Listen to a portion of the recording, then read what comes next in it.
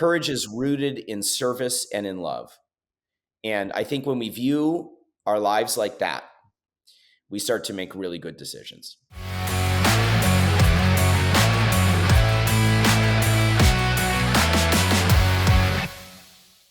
Hello, and welcome to the Mindset and Self-Mastery Show. I'm your host, Nick McGowan. Today on the show, we have Scott Simon. Scott, how you doing, man? Nick, I'm doing great. How are you? I'm good. I always love the initial conversations before we hit record, even if it's like troubleshooting or tech stuff or just literally shooting the shit, whatever. Like I always get to find out stuff, and even one little nugget is always awesome to be able to go into something. So we just hit on that.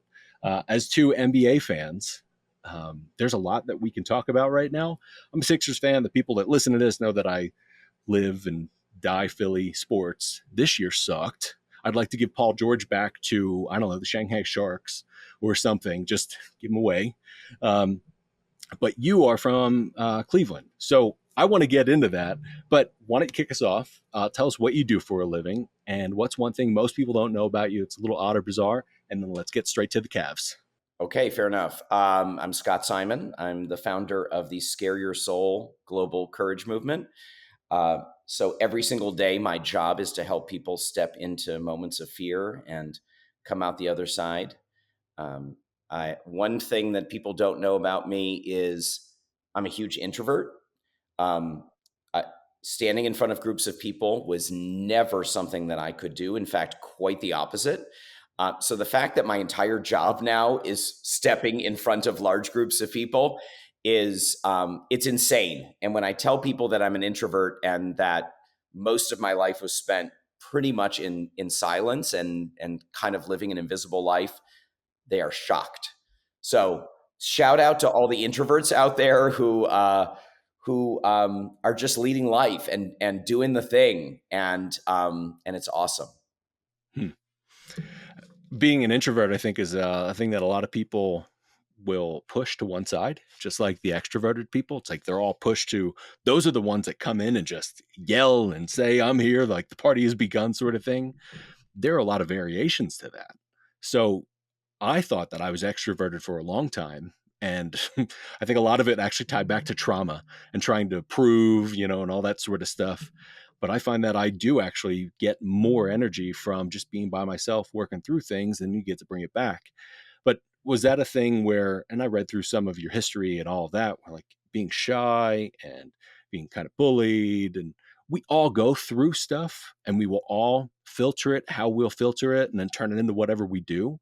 But that is still our fucking reality. Like that's what you go through and what you've done. But do you see that a lot of people actually kind of take that introvert extrovert and don't see it as gray? I do. I think we live in a society that loves labels. Like, you know what I mean? Like we love to just assign a label to something and then we can put it in its box and move forward. You have ADHD or you don't, or you're shy or you're introverted or you're extroverted, and take this test and we're going to tell you exactly who you are. And that's a load of crap in my view. In fact, I think it's all gray. Like we all are these huge pots of stew where the potatoes and the meat are these experiences that we've had over our lives and the influences that we've had and the learning that we've had. So it's all gray in my view. What I really see as a major problem is when people let those labels that somebody else gave them define them and they buy into it. That I think is where work can be done. And there's a lot of work to be done. What a loaded thing to just drop. Like there's a lot of work to be done. Yeah. I think there's so many pieces to it that like systems tie into so many different things. We have our own little systems. We're also part of major ecological systems, psychological systems, governmental systems, all these things. But then it all ties into what we want to believe at that point. I was having a conversation with somebody the other day where they were getting to a point where it was just like, I don't care about this thing anymore. Like, this is the end of my caring. I no longer care. So the options at that point were lessened for what they could do. And not trying to get into context of the thing, so I'm trying to be a little bit ambiguous with it, but it was like, well, once you reach that point where you're no longer caring, you can either shift what you care about within that, or you can just say, well, I no longer do and I don't. We as people will accept that from people, especially in the formative years. Like, I think so much of the stuff that shapes us is from childhood. Somebody said something weird to you at one point and you moved along from there, but you created this story and interpreted it, and fucking 30 years later it shows up in a career, relationship, all of that. But we got to get all the way back through all that shit. These are all these layers and all that piece, but without knowing what somebody's core wounding is or what their actual intent, deep intent is, how do you actually help people find that? Because part of the reason of bringing you on the show is to talk about fear. A lot of people will say, well, I fear this thing, or I fear that, or I have no fear, or whatever. But even with that, that's a great fucking big ass word. It is. And this is a perfect show to talk about this, because I think there is the big mistake that people make when they think about courage and fear is that, let's tackle courage first, that it is this huge thing that somebody else has that they don't, right? It's like a virtue sitting on a mantle somewhere that somebody else has, and they've created social movements, or they created a company that just changed the world or something. And I want to democratize courage. Like, I literally believe that it's our birthright as humans to live a ballsy, exciting, exuberant life. And courage to me, and I've studied happiness and positive psychology and behavior design, and I love geeking out on the neuroscience behind why we do what we do as humans. I have not found a better key for unlocking a successful and happy life than courage. It is literally like the key that opens the door. And I think once we start seeing courage as something that we have inside of us, and it's a choice that we can make every day, um, it completely changes the mindset. And it's not all of a sudden something out there or sitting on the mantle of somebody else's house, but it is something that becomes a practice, like a meditation practice or a yoga practice or any other kind of practice that somebody has in life. And to me, that's when we start making incredible shifts in our lives. So, even specifically with courage, let's separate the layers to that as well.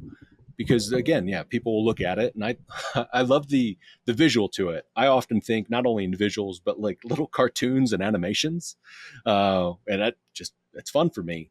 So thinking about somebody being able to reach or not being able to reach, and find that like you're also in someone else's house. What the fuck? Get out of their house. That is their mantle. Why are That's you in right. there? That is not your courage. Um, and to democratize that and just be able to share it, Yeah. it is there. And I think a lot of people, like, it's a muscle in a way where we get to kind of look at it that way. You have to strengthen it, but it can also shrink over the course of time. I found that there are different little layers of courage within different moments. You can be courageous in a moment to not fucking say something wild. You can be courageous in the moment to say, well, I'm going to step out on my beliefs and say something here, or set a boundary, or whatever that looks like. So how do you do that in your life? But how do you see those things and help other people see them? Because if Yeah. you stack that shit up at the end of the day, you're like, oh my God, I Yeah. have been more, which ties into your brain. Yeah. So I really think about courage in four different levels. You can almost view it as, remember Maslow's incredible hierarchy of needs. It's like a pyramid. So you've got foundational aspects, and then you've got higher level aspects. To me, the first level of courage is what I call micro courage. It is literally the smallest acts that we can do on a daily basis: buying a cup of coffee for a stranger, having, initiating a hard conversation, smiling at somebody that you don't know, little acts that start to build momentum. And the positive psychologists call it self-efficacy, like a sense of agency, right? Like, we can do this. Um, Micro courage. So an incredible foundational step towards courage. The next level is what I call daring courage, which has like a 007 kind of vibe to it, which is now all of a sudden the things that you're doing have a little bit more risk.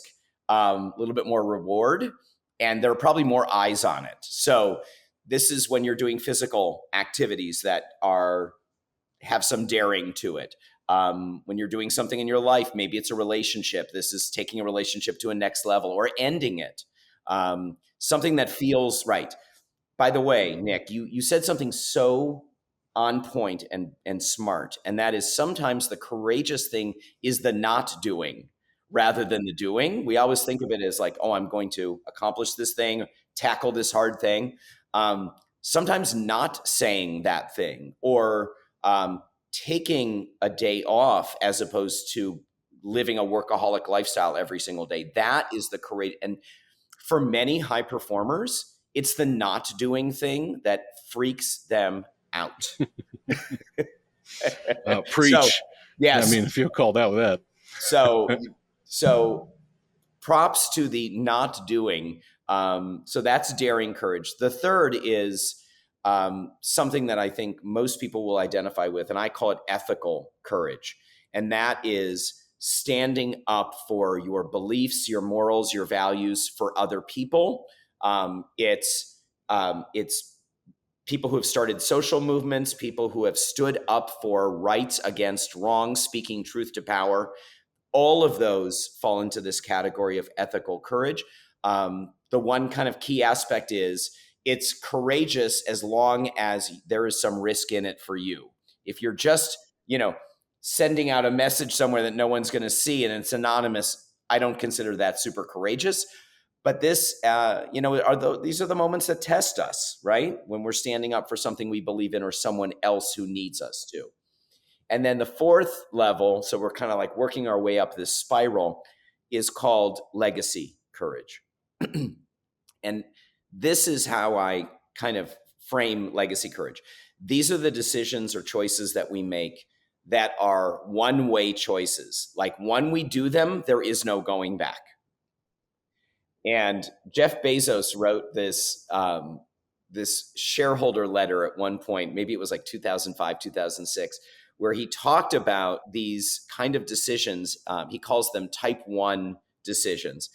It is literally like getting married and having a baby is a type 1 decision. Quitting a job and starting a company is legacy. And this is really where we, put our stake in the ground in our lives. I view these levels as interlocking and mutually supportive. It's not like you start with one and end with the other. They all support each other. But I love frameworks and I love, being able to say like, oh my God, I did this thing. Here's what happened. Here's the type of courage. And then, what am I going to do next? Yeah. So we talked before about having the end in mind or the 5-year plan and like, this is the thing that I expect to happen or whatever. And I want to tie in everything that we've talked about so far into that because I think there's a lot even with that. And I don't want to keep just breaking out into layers and saying it's all gray. Let's just blanket here and say, yes, that's what we're going to talk about. But basically being able to take all of that to then say, well, how does that look when people are saying, well, I want to be courageous, but I also want to do that thing that's going to take a bit of planning?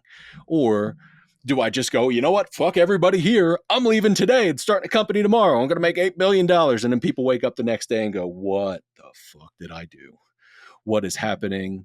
So you have to have some sort of planning to it, depending on how you work. I don't want to say you have to. Everybody is a bit different. But how does that all tie into what you're talking about? Oh, yeah. So this is when a practice becomes really important. I mean, if I were to boil down Scare Your Soul, which is now this organic, growing community of people who are pushing comfort zones every day. I mean, they're artists and they're attorneys and they're grandparents and they're teens, and they're all passionate about dealing with this issue of fear and harnessing it rather than letting it stop them. So when it becomes a practice, which means doing it consistently and with intention, just like any practice. I mean, if you want to have a yoga practice, you don't show up on your mat once a month. It's not the way it works. Same thing with a courage practice. So I created a framework a couple of years ago called SCARES, SCARES. And scares is something that I do literally every single morning. I journal it. I spend 15 minutes. It's almost like morning pages, if people know Julia Cameron and the concept of morning pages. And scares allows me to get my mind focused on what I need to do that day. Sometimes it's short term, sometimes it's long term. But the key thing is, I'm not like making up my mind at 2 o'clock in the afternoon, going like, I'm going to quit my job and start a new company. Like, that's not the way it works. And by the way, that doesn't sound courageous to me at all. That sounds just kind of stupid. Like, that Yeah. sounds flippant, not. Yeah. And courage has, I love courage so much because it has this worthy, service oriented, love oriented component to it. Like, it's not just like doing shit in the world, it's doing it for a reason, that something important is going to happen on the other side of it for you or for somebody else. That is an amazing concept. And to own that and to make it a power center for yourself is super, it's super incredible. And so when I journal scares every morning, and when our community does it, you end up with this execution step, where you do something courageous that day. I find that, to me, when I get my head on straight and I know like what my goal is for that day, chances are I'm going to do that thing. And chances are I'm also going to do a lot of other things that end up coming my way that day. And that, to me, man, is just, it's living life. It is truly living life to the fullest, because at the end of the day, I don't want to care what other people think of me or of my failures or of rejection, or, all the things that we self create as fears. I don't want to let those things stop me, and they have an incredible ability to stop me. So I have to create mastery, self mastery, and structures to be able to overcome them. Yeah. I love that. Not just because this is a keyword and obviously part of the show, but the self mastery component of it, but the tie into how you define courage. Somebody could define it in a way that doesn't invoke the same sort of feelings or movement that you do. And I think that's a big thing for all of us to think about, like how we define these things. The stories are what people tell us and they define us as, and we go, all right, well, I accept that. And that's my definition and that's what I'm going to do. If we define that differently, I think that's a beautiful way to go about it. The self mastery, there are times where people will say like, hey man, that's not a, it's not a destination, it's a journey. I'm like, I get it. It's also however you define it. Like if somebody told me that self mastery means this thing, we would have to unpack all of that, because why is it a definite finite thing, like when someone says they're a guru or like I've learned all the things, it's like, all right, cool, well, I'm done, I don't need to talk to you. Of course. Can I give you just a little example of that? Yeah, please. So, Scare Your Soul started basically because I sang in front of a busy restaurant to overcome a fear of singing, which goes back to your original point of, when I was 10 years old, I had a choir teacher tell me I had a terrible voice and I shouldn't sing. So that was the label, Jeez. right? Yeah. Kid, can't sing. If you sing, you're screwed. Like, don't do it. And for 35 years, I didn't ever, ever. And I decided one day, after studying positive psychology and learning about happiness and pushing comfort zones. And so I brought an acoustic guitar to the busiest restaurant in my city, and I sang in front of about 100 strangers. And it was the most terrifying and yet powerful moment of my life.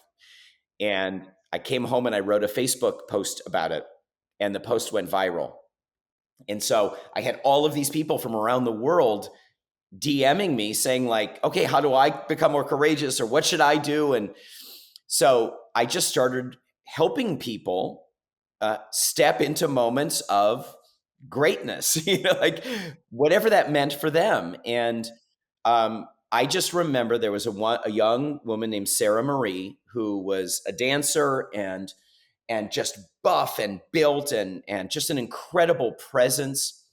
And she said to me, I want to do something brave. And we talked about it, and she thought about it, and she came back to me and she said, I want to hold hands with a guy in a mall for 5 minutes. And I was like, okay, All like right. let's unpack that, Yeah. because to me, holding hands with somebody in a mall would not be something that would push me. And she gave me the lesson of a lifetime. She said to me, Scott, I was raised in an abusive home, and I don't ever want anyone touching me. I don't hug people. I don't hold hands with people. So for me, walking in a mall, holding hands with somebody for 5 minutes is pretty much the gutsiest thing I can do. And I was floored. And it was this ultimate realization that we do, courage is not like this catch-all phrase. What is courageous to me is mine. I own it. I own those opportunities, just like Nick, you own yours, and Sarah Marie owned hers. But what I did learn is when we do brave things and we share it with each other, there is like this huge ripple effect. Sometimes people do things in life that they're proud of or push to comfort zone, and they don't share it. They keep it to themselves.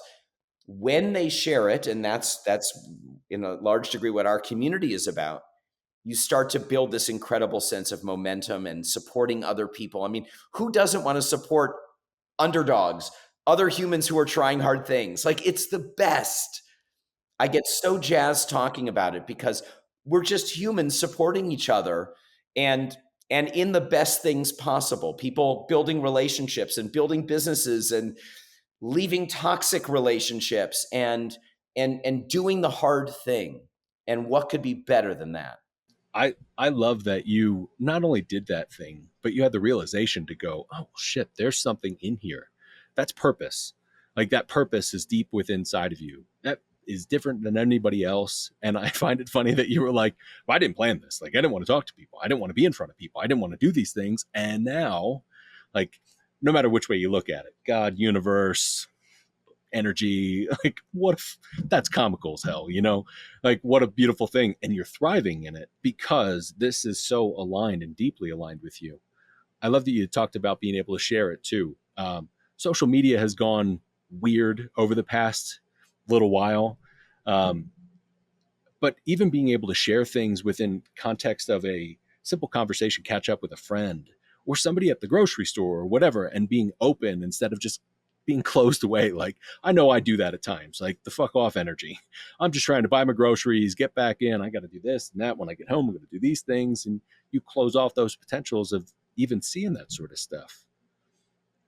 I love the way you look at that, man. And I want to know, what song was it? What did you Okay, perform? well, if I had known, it's a good question.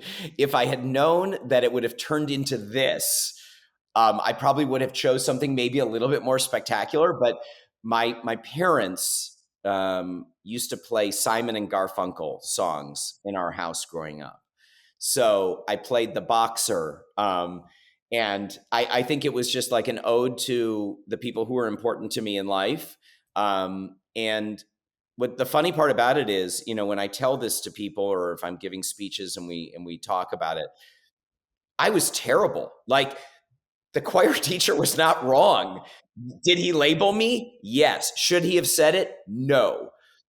But you know what? In the end, I had people applauding me. I had people throwing money into my guitar case. Like, it was this incredible experience. And just think about what we could all do. I mean, everybody listening to this or watching this podcast is avoiding something. Okay? Everyone is. And if I just put out this challenge right now, that anybody listening to this or watching this, what are you avoiding? Do it. Just do it. And then let's see what happens. And that, my friend, is where we start to break through and we start to have the conversations that need to be held and we start to do the things that need to be done. Let's put a little bit of caveat, as long as it's safe for those around you. So if somebody's like, I need to attack this person, he Uh, just gave me the go ahead. Let me, yeah.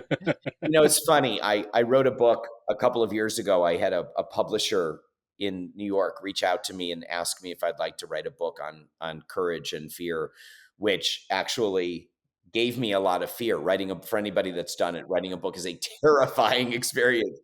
Um, but the first thing she said to me was, I think we need to clarify, that we don't want people doing things that are unsafe, or, I mean, certainly violent and things like that. And so that to me is always part and parcel of what courage is and what courage isn't. And I mean, have I gone skydiving? Yes, I have. I have a fear of heights and I went skydiving.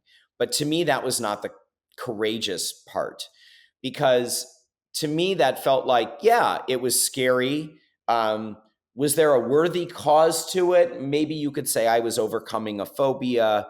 But to me, um, calling somebody and saying, could I come over, and saying, I love you to that person for the first time, that's courage, my friend. Courage is rooted in service and in love. And I think when we view our lives like that, we start to make really good decisions. Absolutely. Yeah, if we can clean up the core, or at least know what our core is and what that core means for us, then we can start to share that, and what a beautiful thing, man. I'm sure we could sit here and we could just rattle off all the stories, and this could just turn into like a 9-hour episodes of all the stories of the conversations and breaking all that stuff down and all the little pieces of it. But what's your advice for somebody that's on their path towards self mastery, specifically revolving around courage? Okay. Um, I would say start small, but start now. We oftentimes will shroud fear in this kind of bubble wrapping of, I'll do it when the time is right, or it's not the right thing to do now, or I need more information about this, when really all we're doing is avoiding the thing that needs to be done. And I'm here to tell you that if you start small and start now, a courage practice, which is what starts to arise, is actually a shit ton of fun. Like, I push myself every single day, and do I end up in moments of discomfort? I do, all the time, all the time. But you know what? I do it with a smile. I do it with enthusiasm. I talk to people all the time that I don't know. I ask things of people that I, probably shouldn't be asking. And and and I try things, and I stand on stages that are bigger than I've ever stood on. And at the end of the day, it is so joyous and energizing. And we all have the opportunity to do it. We got to try to put away the concept of what is going to please or make other people happy with us. We have to deal with the issue of rejection, or feeling that we're not good enough. You are good enough. In fact, when you start to act courageously, you'll see how good you truly are. Even as you say that, I can feel the moments in time where I've done something courageous, and you get that. At least I got that. Like, fuck, well, if I can do that, imagine the other things. Like you mentioned, relationships, stuff like that. I got a divorce 4 years ago, 3 years ago. I don't know, quite some time ago.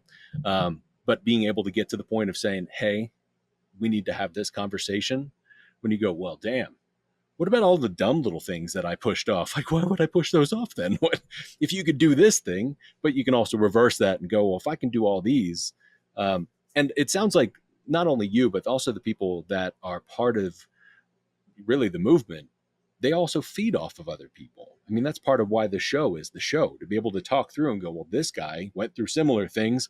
I can do it.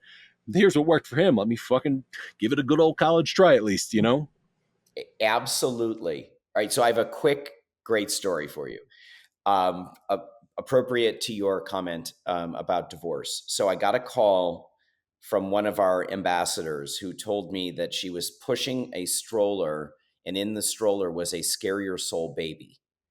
And I like took a deep breath and thought to myself, what is she talking about? What is a scarier soul baby? And this is the story that she told me. She was married, in marital therapy with her then husband. And I put out one of our weekly challenges, which I've done. Anybody can access them for free on our Substack.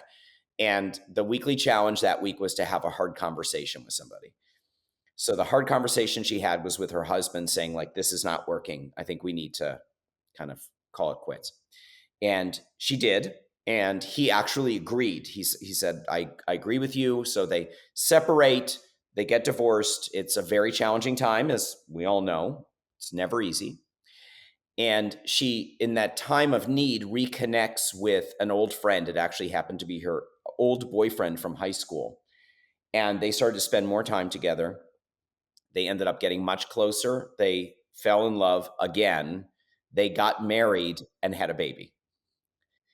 And that was the baby that she was pushing in the stroller. So I'm not going to say that my challenge created this But child, you did. You but just in a did. So way, who knows what the yeah. universe would have delivered. She chose to bravely have that conversation, and look where it led. That, to me, that story is just that's all of our right. We have the ability and the right to make brave decisions in our lives. And then what happens afterwards is only the universe can provide. But I'd much rather live a life where I'm saying yes to it than no. I think at that point we're done. Like that's the end of this. Well done with that. No, seriously, man, I appreciate you being on today. That's a great way to. I thought this was a great conversation. Before I let you go, where can people find you and where can they connect with you? Sure. I'm at scottsimon.us. And if they want to subscribe, be part of Scare Your Soul or subscribe to our newsletter, that's at scareyoursoul.com. I also have a book, as I mentioned. You can find it anywhere. It's called Scare Your Soul. And it's Nick, it's an honor to be with you. It's been really great.